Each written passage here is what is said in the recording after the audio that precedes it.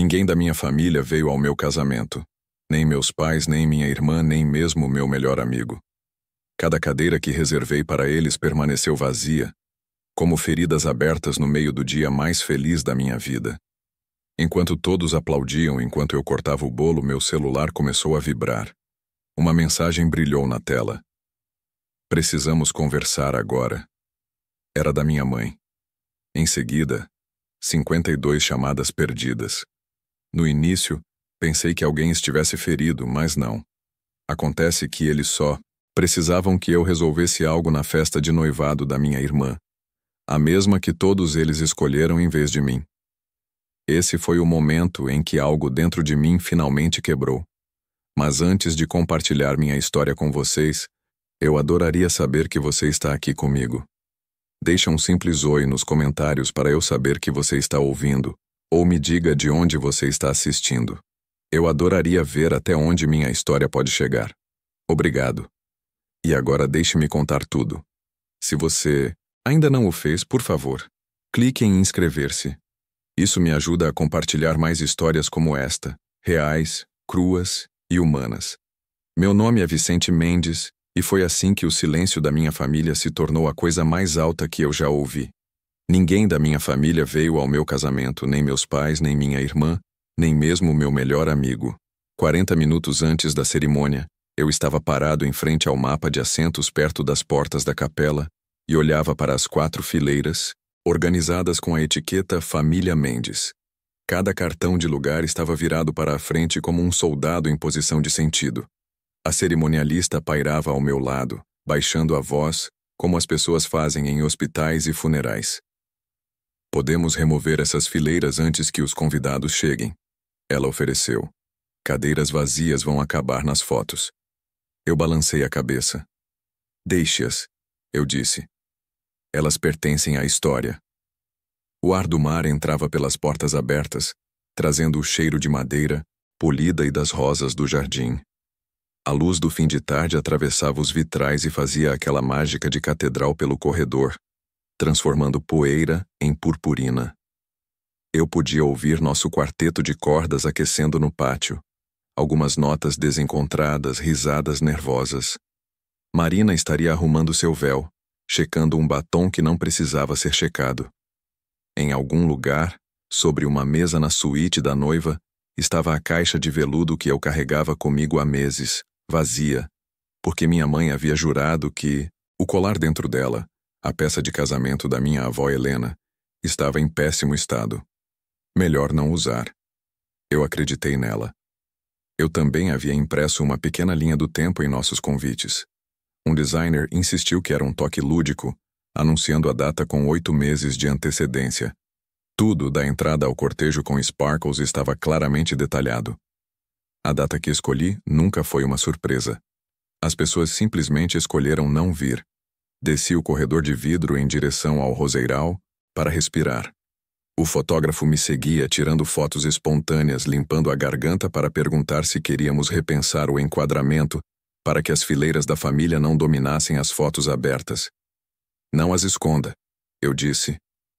Ele sentiu mexendo nas lentes, o tipo de profissional que entendia que a verdade às vezes não é bonita. Elas estarão lá, disse ele suavemente, e dirão o que tem a dizer. Quando a cerimonialista me chamou para a fila, meu estômago se acomodou em um lugar frio e estável. Amigos lotaram a capela preenchendo o som que minha família havia levado. O quarteto começou a tocar a música da entrada e as portas se abriram. Marina apareceu no braço do irmão, iluminada contra a luz do fim de tarde, como a resposta para uma pergunta que eu vinha fazendo a vida inteira. Eu olhava para ela e, ao mesmo tempo, de alguma forma, não conseguia parar de ver aquelas fileiras. Eu me forcei a olhar. Uma pequena rajada de vento moveu os programas sobre as cadeiras vazias. Eu me ouvi dizer meus votos e por um segundo não reconheci minha própria voz. Marina sorriu para mim como se pudesse ouvir o tremor e o perdoasse. Quando o celebrante nos declarou casados, todos aplaudiram como se pudessem abafar o silêncio. Na recepção no jardim, nossos amigos se tornaram a família que o dia exigia. Alguém me ergueu em uma cadeira para um brinde e outra pessoa deslizou uma taça de espumante na minha mão. O fotógrafo tentou novamente com o tato de um médico. Vamos tirar os retratos de família antes que a Golden Hour termine. Ele pediu, cuidadoso com a palavra família. Eu o poupei da coreografia. Faça dos amigos primeiro, eu disse, e ele sorriu como se estivesse aliviado. Nós juntamos ombros e cotovelos e um pouco de caos em um quadro que parecia real. A cerimonialista eventualmente me encontrou ofegante. Seus pais estão atrasados? Ela perguntou, já se arrependendo. Não, disse.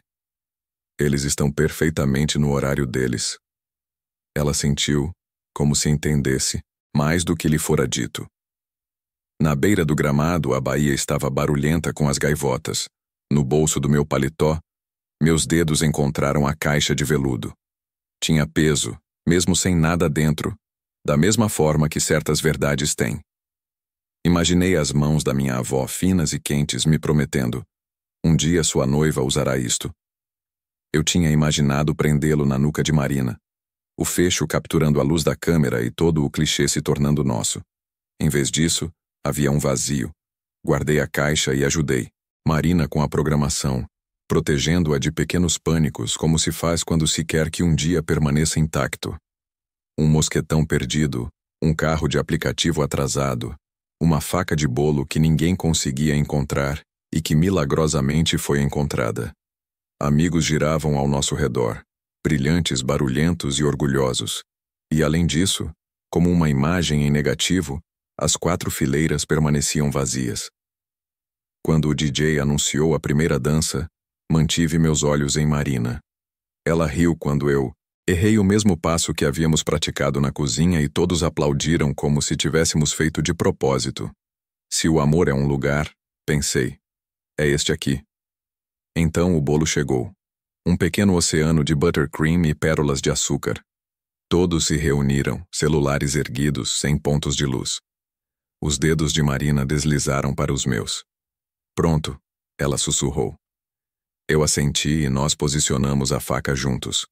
O aço tocou a cobertura e, nesse mesmo instante, meu telefone vibrou no bolso interno do paletó. A tela iluminou meu paletó como um farol. Uma mensagem da minha mãe deslizou pelo vidro. Precisamos conversar agora. Então o motor de vibração sacudiu de novo e de novo. No segundo que leva para cortar o glacê, o número subiu chamada após chamada, como granizo em um telhado de zinco. Eu sorri para a câmera. Uma linha de gelo percorreu minha espinha. Saí para a varanda para aliviar o pânico e deixei os aplausos desaparecerem atrás do vidro. O vento de búzios bateu no meu rosto com força, suficiente para arder. Abri a primeira mensagem de voz. Minha mãe parecia animada, depois ríspida, como se tivesse começado a mensagem sorrindo e lembrado com quem estava falando. Vicente, por que você não está atendendo? O buffet da Isadora teve um problema e eles estão sem algumas coisas. Você conhece aquele restaurante famoso na cidade? Ligue e peça um favor para a sua irmã. E não faça um escândalo sobre o colar da vovó. Deixei ela usar algo significativo esta noite. Conversamos mais tarde. Eu toquei de novo para ter certeza de que não tinha inventado a parte em que ela me dizia, para não sentir o que eu estava sentindo. Então, eu não retornei a ligação. O baixo da banda batia através do assoalho. Observei um veleiro manobrando em direção à boca da baía e tentei convencer meu corpo a permanecer dentro da minha pele. A porta se abriu e Marina saiu. O buquê em uma mão, a outra repousando no meu pulso. Ei, disse ela, seus olhos procurando os meus. Eu entreguei a ela o telefone. Ela ouviu, sua boca se tornando uma linha reta. Então ela olhou para mim da maneira como alguém verifica um farol para ver se a lâmpada está funcionando. Isso é roubo, disse ela de forma clara e simples. É o dia do nosso casamento e isso é roubo. Eu queria dizer a ela que eu consertaria, que eu dirigiria pela noite, que eu arrancaria o colar do pescoço da minha irmã e pregaria um limite no céu. Eu queria dizer que nada daquilo importava, porque estávamos ali, estávamos casados e estávamos felizes. E tudo isso era verdade, mas uma verdade estava ali na minha tela com a voz da minha mãe por cima. Esta noite pertence a nós. Eu disse. Eu não vou explodir. Eu vou registrar. Ficamos juntos enquanto eu tirava capturas de tela, salvava mensagens de voz e encaminhava os arquivos para o meu e-mail. Abri uma nova pasta e a nomeei para depois. Dentro dela criei subpastas por remetente, depois por hora e depois por uma nota curta. Pedido buffet plus colar play sem desculpas. Parecia clínico e um pouco absurdo fazer trabalho administrativo de sapatos sociais enquanto nossos amigos dançavam. Mas eu podia sentir o velho padrão me procurando. Aquele em que eu corria para consertar o que nunca foi meu para consertar, e depois ouvia que eu tinha feito uma cena. Eu não ia entrar nessa coreografia de novo. De volta ao corredor, o fotógrafo nos interceptou com sua melhor cara de crise. Vocês querem tirar as fotos de família agora? Perguntou, pisando em ovos com a palavra família. Vamos fazer a dos amigos, eu disse firme. Ele assentiu e girou por instinto, reunindo uma nova constelação de pessoas que haviam escolhido estar ali. Tiramos os retratos e, por um minuto, a luz estava tão limpa que quase apagou o hematoma que crescia no meu peito. A cerimonialista me encontrou novamente. Ainda podemos mover as cadeiras para a pista de dança, ela ofereceu. Menos espaço negativo na foto aberta. Mantenha-as, eu disse. Ela me estudou. Elas estarão no álbum, avisou. Ótimo, eu disse. Deixe que estejam. No bar, um amigo da faculdade bateu no meu ombro e sorriu. Me dá o microfone, disse ele. Deixa eu zoar os que não vieram. Ele tinha boas intenções. Ele queria me proteger da maneira como homens protegem uns aos outros com piadas e barulho. Imaginei o vídeo vivendo para sempre, uma piada da qual eu riria hoje e odiaria na próxima semana. Estou bem, eu disse a ele. Conte uma história sobre como eu errei a contagem durante a primeira dança. Essa é verdadeira. Ele riu e foi trabalhar. Mais tarde entrei na suíte da noiva vazia para respirar. A caixa de veludo estava onde eu a deixei, pesada como uma mentira. Eu a virei na mão e a coloquei de volta. Meu telefone vibrou novamente, um tom diferente, o número do meu pai. Sua mensagem de voz chegou logo após a da minha mãe. Vicente. Ele começou usando o tom que só usava quando estava decepcionado comigo. Ignorar sua família em uma noite como esta é infantil. Seja homem e ligue. Para sua mãe. Faça a coisa certa. Eu olhei para o padrão perfeito do tapete e deixei as palavras ficarem sem bateria. Infantil. Seja homem. Faça a coisa certa. Pensei na linha do tempo em nosso convite, em como eu facilitei para que todos nos encontrassem, em como minha irmã havia distribuído save the dates em papel dourado para um evento marcado depois do meu. E de alguma forma, eu me tornei o sabotador. Pensei na maneira como as histórias são reescritas em tempo real e como você pode gritar contra a edição ou documentar o corte. Eu escolhi a segunda opção. Andei pelo corredor de serviço em direção à cozinha, o ar frio encontrando o calor dos fornos. Coloquei meu telefone em um balcão de aço inoxidável virado para baixo, do jeito que se coloca algo adormecido na cama. O som de notificação disparou novamente através da porta, um ping suave e agudo sob a batida do DJ e o tilintar dos copos. Contei minhas respirações como ondas. Inspira em 4, segura 4, expira em 6. Quando voltei para a recepção, Marina estava esperando com a mão estendida e um olhar que dizia que a noite ainda era nossa, se quiséssemos. Nós a pegamos. Meu telefone continuou vibrando em algum lugar atrás da música, o som da emergência de outra pessoa batendo a porta. Eu deixei bater. O lobby do elevador do lado de fora do salão de festas estava silencioso, exceto pelo zumbido baixo da música distante. Encostei-me na parede, ainda de smoking, a gravata frouxa no pescoço, quando meu telefone vibrou, novamente. Desta vez não era outra chamada perdida, mas uma mensagem de Carolina, minha prima. Você não vai acreditar nisso. Ela escreveu, e anexou uma única foto. Eu toquei para abrir e senti o chão inclinar. Isadora estava no centro de um salão de festas lotado, uma taça de espumante em uma mão, o colar de casamento da minha avó Helena em volta do pescoço, o mesmo colar que minha mãe havia jurado estar danificado demais para ser consertado. Atrás dela, Leonardo Vargas, meu melhor amigo de infância, aquele que deveria estar ao meu lado no altar, sorria de smoking, o copo erguido como se fosse para um brinde. Por um segundo eu não consegui respirar. A luz do lustre na foto brilhava nos diamantes, a mesma luz que eu imaginei caindo sobre a clavícula de Marina. Minha avó o havia prometido a mim quando eu tinha 19 anos. Sua voz suave, mas firme. Para a mulher com quem você se casar, Vicente, certifique-se de que ela o use no dia do seu casamento. Ela tinha até escrito isso em seu testamento. Voltei para a suíte onde Marina já estava sem os saltos, sentada na penteadeira. Eu mostrei a ela a foto. Sua expressão não mudou imediatamente. Ela apenas olhou para a tela, traçando o contorno do colar com o dedo. Ela te disse que estava danificado, disse ela baixinho. Sua mãe olhou nos seus olhos e mentiu. Eu assenti, as palavras grossas na minha garganta. Isso não é apenas uma mentira, acrescentou Marina, sua voz endurecendo. Isso é roubo. Algo dentro de mim se encaixou, frio e preciso.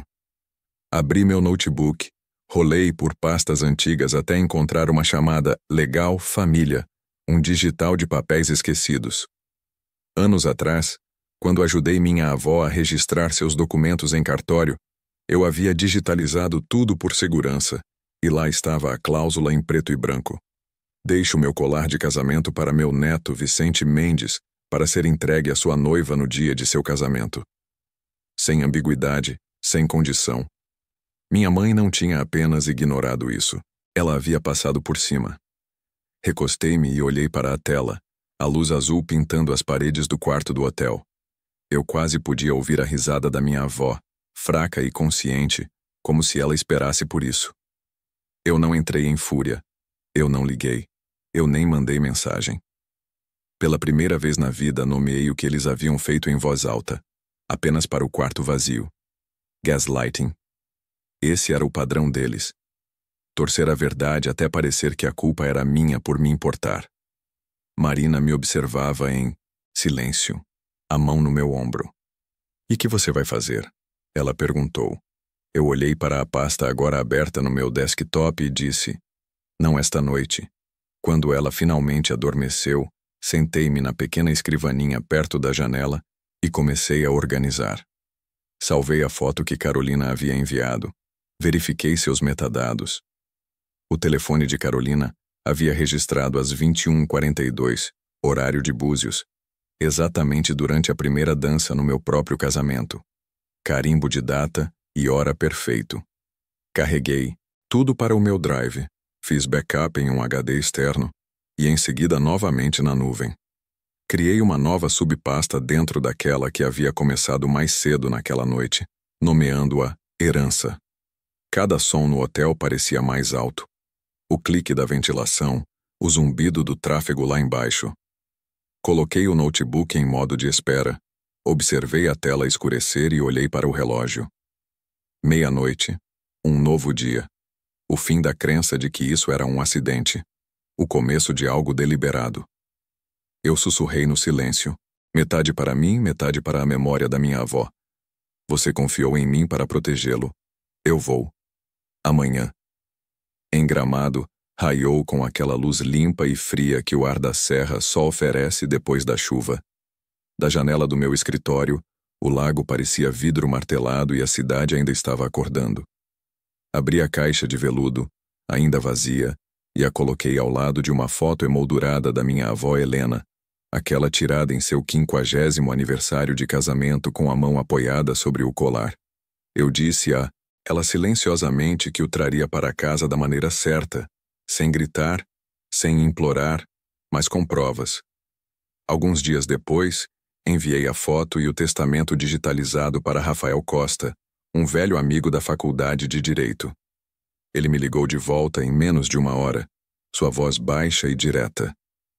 Se houver um formulário de liberação temporária ou qualquer reconhecimento por escrito de que ela o pegou emprestado, você tem o direito legal de exigir sua devolução. Agradeci e prometi que iria procurar. Naquela noite, acessei os arquivos do cartório de São Paulo. Minha mãe sempre fora meticulosa com a papelada. Ela confiava mais em sistemas do que em pessoas. Através do banco de dados público do cartório, encontrei seu registro sobre Regina Mendes. A maior parte era rotina, transferências de propriedade, atualizações de fundos, até que cheguei a um documento rotulado Liberação de Custódia de Herança. 15 de junho. Meu pulso acelerou. A linha estava fraca, mas legível. Liberação temporária. Colar de Helena Mendes para Isadora Mendes. Assinado Regina Mendes. Inclinei-me para mais perto da tela, o brilho aguçando cada palavra. Liguei para Carolina imediatamente. Você ainda tem aquele arquivo que mencionou do inventário da vovó? Houve uma pausa na linha do tipo que lhe diz que alguém está verificando por cima do ombro antes de falar. Sim, disse ela. É uma cópia digitalizada. Tia Regina me pediu para arquivá-lo na época, mas guardei uma para mim. A data diz 15 de junho. Você pode me mandar, por favor? Eu disse. Ela enviou em minutos. O nome do arquivo apareceu na minha área de trabalho. Liberacal, Temp, Eranca, Isadora, PDF. Eu abri e lá estava. A mesma assinatura ousada e em laço. Abaixo dela, o campo de testemunha deixado em branco. Uma arrogância silenciosa. Mas o que me fez parar não foi o conteúdo, foram os metadados. O campo digitalizado por listava o nome de usuário. Isadora Mendes. Ela havia digitalizado seu próprio roubo. Imprimi 3 cópias, rotulei, datei e guardei cada uma em um local diferente. Uma no cofre do meu escritório, uma em um cofre em casa, uma criptografada na nuvem. O processo me acalmou mais do que qualquer pedido de desculpas jamais poderia. Isso não era vingança, era arquitetura. Eu estava construindo um registro que ninguém poderia apagar. Mais tarde, naquela semana, encontrei Rafael para um café em São Paulo. Ele leu as páginas e ergueu os olhos. Isto é incontestável, disse ele. Não haja ainda. O timing é importante, mas guarde todas as versões e todos os recibos. Eu assenti, já sabendo o que isso significava. Passei a maior parte da minha vida reagindo, defendendo, explicando, tentando reconquistar uma versão de família que só existia nas histórias deles. Eu não estava mais reagindo, eu estava documentando. Naquela noite, de volta à minha casa em Gramado, trabalhei com as luzes apagadas, apenas o abajur da escrivaninha aceso. A cidade lá fora estava escura, o tipo de quietude que parece permissão. Criei uma nova nota no topo da minha pasta de projeto e a intitulei 15 de junho, o plano. No corpo da nota, digitei devagar, deliberadamente. Não é vingança, apenas restituição. A justiça precisa de uma audiência. Na manhã seguinte, entrei no meu escritório, coloquei a caixa de veludo de volta ao lado da foto da minha avó e fechei a tampa. Pela primeira vez desde o casamento, eu me senti estável. Minha raiva agora tinha forma, arestas, propósito. Eu não precisava da culpa deles. Eu tinha suas assinaturas. Eu não precisava de confronto. Eu tinha evidências que falavam por si. Lá fora, a luz subia pelas torres de vidro do outro lado da rua, refletindo na água, até que toda a rua e a cidade pareciam acordadas. Desliguei meu telefone, abri meu notebook e comecei a escrever o rascunho de uma carta que eu sabia que um dia enviaria. A primeira vez que ouvi mencionarem o casamento de Isadora foi em um gala de caridade em São Paulo, 3 meses antes do calor do verão varrer Trancoso. O salão de festas estava cheio de risadas ensaiadas e taças tilintando. O tipo de noite que as pessoas frequentam apenas para serem vistas. Eu estava lá em nome da fundação que administrava, perto da mesa do leilão silencioso, quando uma mulher em um vestido prateado começou a falar com um anfitrião sobre um enorme casamento no litoral que ela estava organizando. O nome dela era Simone Tavares, uma organizadora de eventos de alto nível, reputação impecável, alguém que falava em números e visões. Ela não me reconheceu quando disse o nome da noiva. Isadora Mendes. A família tem raízes tradicionais paulistas. Vai ser um evento enorme na Vila Montebello, em Trancoso. Um fim de semana inteiro de festa. Eu sorri do jeito que aprendi.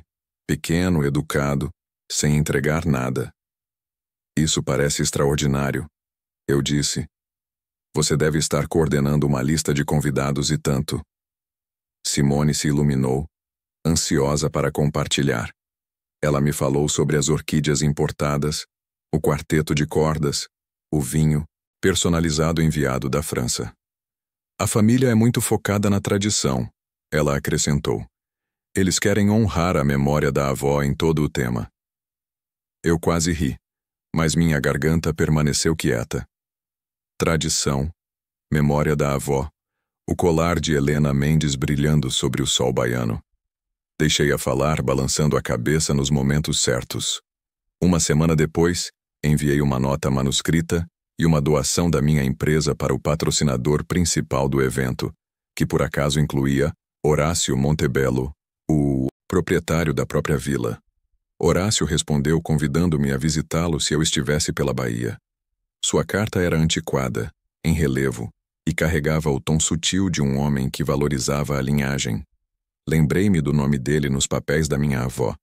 Ele havia sido uma das testemunhas do testamento dela. A simetria parecia perfeita demais para ser coincidência. Em São Paulo, durante outro jantar de networking, conheci Clara Campos, uma jornalista de estilo de vida, conhecida por expor as fraturas por trás de fachadas brilhantes. Ela havia escrito sobre famílias poderosas e escândalos de filantropia, sempre com precisão e empatia. Quando ela perguntou o que eu fazia, eu disse: investimentos imobiliários. Mas ultimamente tenho estado curioso sobre essas histórias, especialmente quando heranças de família acabam nas mãos erradas. Suas sobrancelhas se ergueram levemente, sentindo mais por baixo da frase. Isso parece o tipo de coisa sobre a qual as pessoas só falam depois que tudo desmorona, disse ela. Eu respondi: talvez eu lhe conte quando estiver pronto para ser contado. Naquela noite, no meu escritório em Gramado, espalhei cada cartão, carta e nota sobre a mesa, como um detetive montando um caso. O cartão de visita de Simone, o convite de Horácio, o contato de Clara. Mapeei a linha do tempo do casamento contra o documento que rotulei como 15 de junho. O plano, 3 anos, exatamente no mesmo dia da minha própria cerimônia. Achei isso poético de uma forma que só o destino poderia projetar.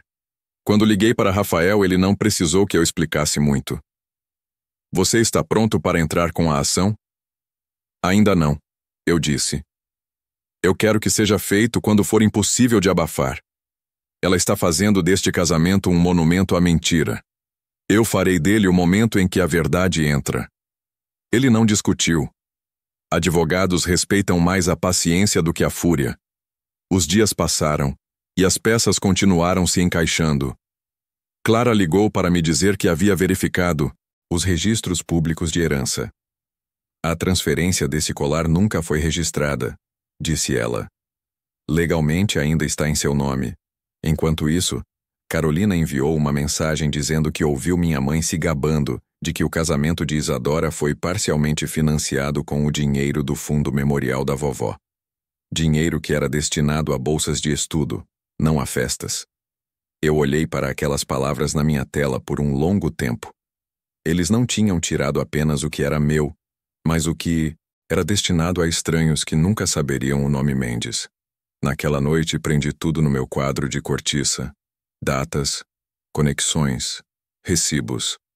A teia brilhava sob a luz do abajur. A partir daquele momento, não era uma briga, era uma coreografia. Adicionei mais uma nota ao plano na parte inferior da página. 15 de junho, 15h15. Quando a cerimônia começar, a justiça chegará na hora certa. O dia do casamento de Isadora estava quente e pesado com o ar da Bahia. Do meu escritório em casa, em Gramado, eu podia ver a neblina se dissipando do lago, o contorno fraco dos barcos pedalinhos na água. Meu telefone vibrou exatamente às 15 horas. Uma mensagem de texto de Rafael. A caminho da Vila Montebello. Eu servi um café e sentei-me perto da janela. A pasta rotulada Herança Prova Legal aberta ao meu lado. 15 minutos depois, outra mensagem chegou. Carta entregue. Eu quase conseguia visualizar. A mansão de colunas brancas, a longa entrada ladeada por buganvílias, o zumbido dos aparelhos de ar, condicionado contra os vestidos de seda. Lá dentro, Rafael teria encontrado Simone e Horácio perto do hall de entrada. Ele lhes entregaria um envelope lacrado, marcado Exigência de devolução de propriedade. Dentro estavam cópias do testamento, a liberação temporária autenticada em cartório e uma nota curta, esclarecendo que a posse do colar constituía uma violação legal da lei de herança. Carolina me mandava mensagens em tempo real, cada uma janela para o caos. Mãe está aqui, ela está, dizendo que é um mal-entendido. Horácio está lendo o documento, ele está pálido. Simone acabou de chamar a noiva para a sala ao lado. Isadora está gritando. Recostei-me na cadeira, todos os sentidos alertas, mas distante, como se estivesse ouvindo uma gravação antiga, em vez de uma transmissão ao vivo. Rafael ligou logo depois. Sua mãe tentou dispensar como assunto de família, disse ele. Mas Montebello a lembrou que exibir propriedade disputada poderia anular o seguro do evento dele. Eles estão removendo o colar agora. Através do receptor eu podia ouvir uma comoção distante, portas se abrindo, alguém chorando, a voz de um homem tentando acalmar. Minutos depois, as mensagens de Carolina continuaram chegando. Eles tiraram dela. O fotógrafo parou as fotos das joias. Mamãe está gritando com o papai. Isadora está culpando ela. Outro ping. Os convidados estão cochichando. Algo está errado com o colar da noiva. Verifiquei a hora. 15h17. Anotei ao lado das palavras. Execução concluída. Eu não sorri. A satisfação que eu esperava não chegou. Apenas uma quietude que parecia conquistada. Abri meu notebook e enviei uma mensagem curta para Clara. Você talvez queira checar as colunas sociais de Salvador amanhã de manhã. Ela respondeu instantaneamente, já redigindo. Será publicado ao amanhecer. Imaginei a cena a quilômetros de distância, o mesmo tipo de cadeiras, o mesmo tipo de flashes de câmera que haviam preenchido meu casamento em Búzios, exceto que desta vez não era eu quem estava faltando no quadro, eram eles. Fora da minha janela, as primeiras gotas de chuva começaram a cair, batendo contra o vidro. Fechei meu telefone, deixei minha caneca de lado e observei o lago escurecer. Não havia vitória nisso. Não de verdade, apenas equilíbrio. A balança havia voltado para onde pertencia. Eu sussurrei no silêncio. Eles não vieram ao meu casamento, mas hoje a justiça compareceu ao deles. As luzes da cidade começaram a brilhar contra o pavimento, molhado, reflexo se estendendo pela água, como o eco de algo há muito esperado. Apaguei o abajur, deixando a chuva engolir o último resquício de luz do dia, e pela primeira vez, desde aquela fileira vazia de cadeiras em Búzios, senti que podia finalmente respirar. A chuva não parou desde o amanhecer. Gramado estava cinzenta e silenciosa, o tipo de manhã que tornava cada som deliberado. Acordei com um cheiro de café vindo da cozinha. Marina estava parada perto do balcão, ainda de roupão, segurando um jornal dobrado ao meio. Quando ela se virou, eu vi meu nome na primeira página. A Gazeta da Sociedade, disse ela suavemente. O artigo da Clara saiu esta manhã. Sentei-me à mesa, a superfície fria sob minhas palmas. A manchete se estendia pelo topo em letras limpas. A herança desaparecida. A verdade por trás do casamento Mendes. Abaixo, uma foto de Isadora em seu vestido. O colar visível logo acima da gola de renda. Eu li cada palavra, linha por linha. O tom de Clara era: medido, cirúrgico. Ela descreveu a descoberta da liberação temporária forjada, a declaração oficial da testemunha Horácio Montebello e o trecho do testamento da minha avó. Ao meu neto Vicente Mendes para ser entregue à sua noiva no dia de seu casamento. E então, no parágrafo final, as palavras que pareciam fechar um ciclo de 3 anos. O colar agora repousa com seu legítimo proprietário, Vicente Mendes. Eu olhei para o jornal por um tempo antes de dobrá-lo novamente. O sentimento que veio, não, foi de triunfo, foi de leveza, do tipo que se segue depois que você segura algo pesado por tempo demais e finalmente o coloca no chão. Marina serviu café na minha xícara, sua mão roçando a minha. Você está bem? Ela perguntou. Melhor do que estive em anos. O telefone começou a vibrar no balcão. Primeiro minha mãe, depois meu pai, depois Leonardo, depois Isadora. Deixei todos irem para a caixa postal. A mensagem de Carolina veio em seguida. Eles estão desmoronando. Isadora está sendo massacrada online. Mamãe está culpando o papai. Papai está culpando a mamãe. Eles dizem que a culpa é sua por não resolver isso discretamente. Eu quase ri. Discretamente era o que eles exigiram a minha vida inteira, e foi exatamente a discrição que os desfez. Abri a caixa de veludo sobre a mesa. O colar repousava lá dentro, limpo e imóvel. A luz da manhã capturou suas facetas, espalhando reflexos suaves na parede. Marina encostou-se no balcão, observando-me. O que você vai fazer com ele agora? Ela perguntou. Eu passei o polegar sobre o fecho. Guardar, eu disse. Não pelo seu valor, pela promessa. O mundo fora daquela cozinha parecia zumbir com as consequências. À tarde, a onda havia alcançado todos os cantos do Círculo Social de Salvador e São Paulo. Os Mendes foram retirados da lista de doadores da Fundação de Saúde do Estado. O patrocínio de casamento de Isadora desapareceu antes do fim da semana. O consórcio de investimentos de Leonardo anunciou sua remoção devido a questões de integridade.